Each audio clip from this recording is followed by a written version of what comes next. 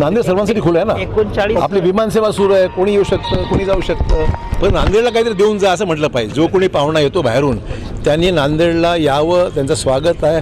पण जाता नांदेडला काही देऊन जावं. देणाऱ्याने देत जावे, घेणाऱ्याने घेत जावे, घेता घेता इतके घ्यावे, देणाऱ्याचे हात घ्यावे,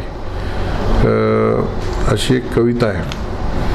आणि माननीय अशोक चव्हाण साहेब सातत्यानं घेणाऱ्याच्याच भूमिकेमध्ये आहेत. गेली 72 वर्ष झाले त्यांच्याकडं नांदेड शहराची सत्ता आहे. आपल्याला माहीत आहे की माननीय एकनाथ शिंदे साहेब देणारा व्यक्ती म्हणून या महाराष्ट्रामध्ये प्रसिद्ध आहे. आणि 2.5 वर्षामध्ये त्यांनी त्यांच्या कामाच्या माध्यमातून जो काय ठसा उमटवलेला आहे आणि त्या माध्यमातून 60 आमदार त्यांनी निवडून आलेले आहेत. जो माणूस देत असतो त्याच्याकडेच लोक येतात आणि एवढा लोकांचा जो आशीर्वाद आहे तो त्यांना लाभलेला आहे म्हणून हे 60 लोक निवडून आले.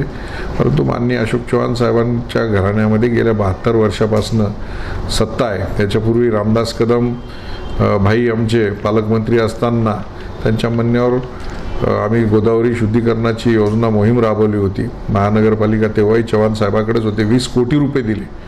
परंतु आपल्याला माहीत आहे की यांच्याकडे मोठं टोळकं आहे ठेकेदारांचं. नांदेड शहराला कितीही पैसे आले कधीही बघा नांदेड शहर हे बकालच आपल्याला दिसतं. हे टोळकं सगळे पैसे फस्त करतं.